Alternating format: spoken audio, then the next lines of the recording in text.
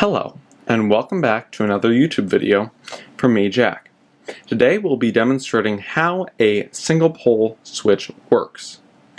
And let's get started.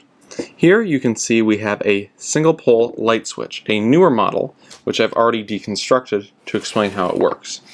So, I'll get here is the exact same thing that just still works, has not been taken apart. There's some paint on it, looks like. But anyway, not to be concerned, it's the exact same thing. What we have here are two terminal lugs where you put your positive side on, or hot wire, even dating back to a older style outlet, or sorry, not outlet, switch. You know, still works, but it has the two terminal lugs, comparing new versus old, plastic color, and flatheads versus Philip end flathead. The fronts look about the same. It focuses.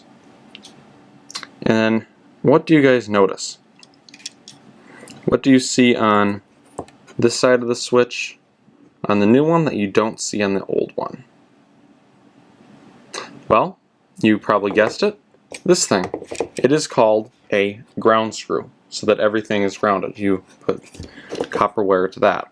This did not have it because technically this metal here, if it's on a metal box, will count as grounded. But I think we know what everyone's here to see, and that is how this actually works. So we know when the switch is in the off position, it's not letting current travel through the two lugs. When it's flipped to the on position, current is allowed to pass through. So if we flip it to the off position, underneath this, we take the metal off. Again, this is held by rivets that I screwed out.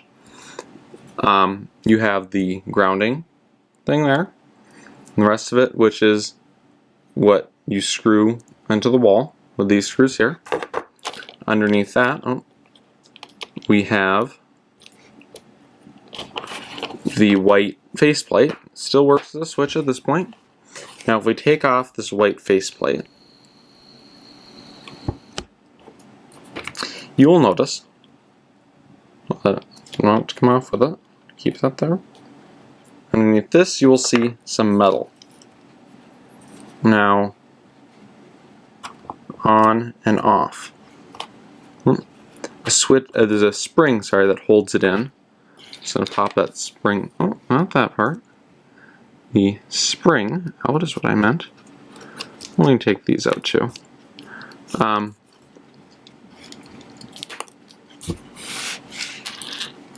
Okay, now with our spring out, and then these little metal pieces came out as well, I'll discuss that later, we can see if I put the switch back in here, I don't know if you can tell, when the switch is in, oh, upside down, like this. So when the switch is in the off position, which is down, you can see, it breaks these two mechanical bonds. Or, not a mechanical, it's a, when it's off, but then when it goes, no, sorry, that's in the wrong way, I think. Basically, it doesn't matter what it says on here, but one way it'll be off, maybe it's, yep, like this way. So, here we can see that they're connecting. Well, right there. Focus. And now space, so it's not connected versus connected. And then I can actually take this out and show you.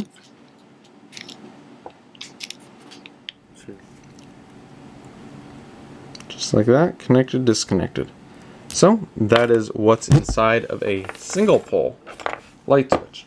Well, it can be really a switch for anything. In our next video, we'll be discussing receptacles. Oh, and everybody.